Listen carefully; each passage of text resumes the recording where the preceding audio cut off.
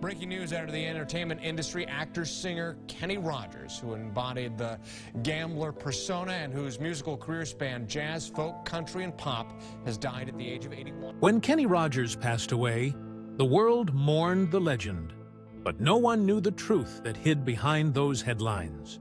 For years, his wife, Wanda Miller, stayed silent, guarding secrets about his final days, their love, and the truth he didn't want the world to see. But now, she's finally speaking. And what she's revealing will change everything fans thought they knew about the gambler. From heartbreaking confessions to moments that will leave you in tears, this story isn't just about fame. It's about love, loss, and legacy. So stay tuned, because what Wanda Rogers finally admitted after his death will shock you. Long before the fame, before Lucille, the gambler, and Islands in the Stream, there was just a boy from Houston, Texas, trying to make something out of nothing. Born into a struggling family of 8, Kenny grew up in the San Felipe Courts housing projects, a place built for white families that displaced others and left deep social divides. His father, a carpenter who played music on the side, struggled with alcoholism, while his mother worked cleaning offices and hospitals to keep the family afloat. "We were poor," his brother Roy Rogers once said, "but we had faith that we'd make it through." Kenny carried that faith into his music. By 17, he had already formed a doo-wop group called The Scholars, and they were good enough to land an appearance on Dick Clark's American Bandstand. It was there that his identity changed forever. Just before he walked on stage, host Larry Caney told him, "You can't call yourself Kenneth Rogers." From that moment, the world knew him simply as Kenny Rogers. His first solo hit, That Crazy Feeling, launched him into the spotlight, and before long, he signed with Carlton Records, setting the stage for the remarkable career that followed. In the 1960s, Kenny explored different sounds, jazz, folk, and pop, searching for his voice. He joined the New Christy Minstrels, then broke away to form Kenny Rogers and the First Edition. That decision changed everything. In 1968, their psychedelic single Just Dropped In to See What Condition My Condition Was In became a national hit, later finding new life in the cult film The Big Lebowski. In those early days, with his long hair and easygoing charm, Kenny looked every bit the laid-back star of a new generation. But few realized that Kenny Rogers also helped shape the future of rock. In the late 1960s, a young drummer named Don Henley was playing in a small Texas band called Shiloh. One day, by chance, Henley met Kenny at a Dallas boutique called the Electric Rocking Horse. They struck up a friendship, and Kenny invited the band to Los Angeles, even letting them live with him for 6 months. He produced their only album, and during that time, Henley met Glenn Frey. Together, they went on to form the Eagles. In a way, the world owes the sound of Hotel California to Kenny Rogers' generosity. By 1976, the First Edition had disbanded, and Kenny Rogers stood at a turning point. At 37, most artists would have stepped aside, but not Kenny. He took a gamble on himself and launched a solo career. His big break came with Lucille, a song his label almost refused to release, calling it too country. But when it hit the airwaves, it exploded, earning him his first Grammy Award and forever changing his life. The only person uneasy about it was his mother, Lucille Rogers, who shared the same name. Kenny laughed and told her, "Mom, it's not about you." Then came The Gambler, the song that made him a legend. The line, "You got to know when to hold 'em, know when to fold 'em," became a piece of American wisdom. Songs like She Believes in Me, Lady, and Through the Years turned him into the voice of love and life's lessons. And Islands in the Stream, his unforgettable duet with Dolly Parton, became a classic. Their friendship was full of laughter. Dolly once teased, "Look, old Kenny's been to Jiffy Suck again," after his plastic surgery, and Kenny just laughed. But behind the fame was a man searching for peace. Before meeting Wanda Miller, Kenny had been married 4 times, to Janice Gordon, Gene Rogers, Margot Anderson, and Marianne Gordon, and had 4 children.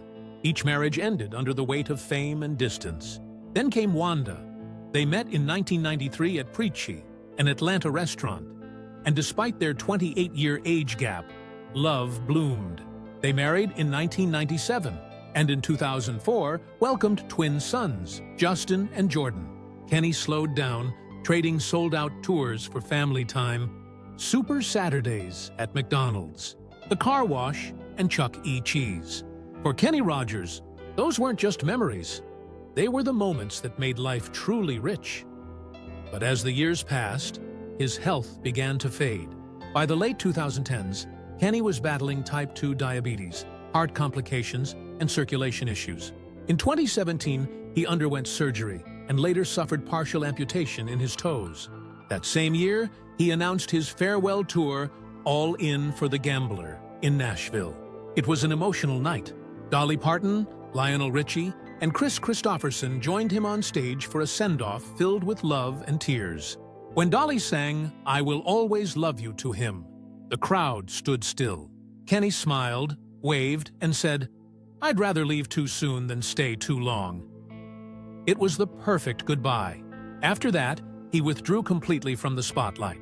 Wanda reorganized his schedule, prioritized his treatments, and protected his privacy. Kenny spent his last days surrounded by his family, enjoying quiet nights and old records. On March 20th, 2020, he passed away peacefully at home. Wanda later shared that their final day together was simple. They watched movies, laughed, and Kenny enjoyed his favorite treat, vanilla ice cream with chocolate sauce. There was no grand farewell, no spotlight, just love. After his death, Wanda refused interviews for months. She needed time to grieve privately. But when she finally spoke, she revealed the depth of his peace and strength during his final moments. He knew his time was running out, she said, but he lived every day with gratitude. Later, she took on the enormous task of managing his estate, protecting his legacy, and preserving his music. In 2023, Wanda released a special posthumous album called Life is Like a Song, featuring songs Kenny had recorded but never released. She carefully selected each track and oversaw every detail, from production to artwork. The album became a critical success, praised for staying true to Kenny's sound while appealing to a new generation. Around the same time, she sold the family's Georgia estate and used the proceeds to create the Kenny Rogers Music Preservation Fund, dedicated to archiving his career. Together with Justin and Jordan, she began digitizing old recordings, concert footage, and personal memorabilia so that future generations could understand the full story of who Kenny Rogers was. Her sons have now become the true guardians of Kenny Rogers' memory. At public tributes, Jordan Rogers once said, "Dad wasn't just an artist. He taught us how to face life." Justin Rogers added softly, "He told us to always be true to ourselves." Their words captured exactly who their father was, a man who valued honesty, humility, and family above fame. After Kenny's passing, Wanda Miller often shared that she still felt his presence in subtle, beautiful ways. Redbirds, bright cardinals, began appearing on her balcony whenever she or the boys spoke about him. To them, it felt like Kenny's gentle way of saying hello, a quiet reminder that love never really leaves. His dear friend Lionel Richie once told Wanda that signs from Kenny would appear when she needed them most, and when those cardinals came, she knew he was right. Before his death, Kenny had made one final request of his wife. He told Wanda, "When I'm gone, I want you to live. I want you to love again." At the time, she couldn't bear to imagine life without him and brushed off his words. But years later, in 2023, she did find love again. And deep down, she knew it was exactly what Kenny would have wanted. Because for him, love was never about holding someone back. It was about setting them free to live, to smile, and to keep dancing to the song of life. Kenny Rogers once said, "I don't gamble because I can't win enough to excite me, but I can lose enough to depress me." Yet when it came to life, he gambled everything, on music, on love, on family, and in the end he won. He left us melodies that still move hearts, stories that still speak truth, and a legacy that reminds us that legends don't fade when the lights go out. They live on, in every lyric, every memory, and every red bird that lands when we remember them. So, the next time you hear The Gambler or Through the Years, remember, the legend may be gone, but his music lives forever. If this story touched your heart, don't forget to like, share, and subscribe. Every click keeps Kenny Rogers' legacy alive. Comment below. What's your favorite Kenny classic? Thanks for watching.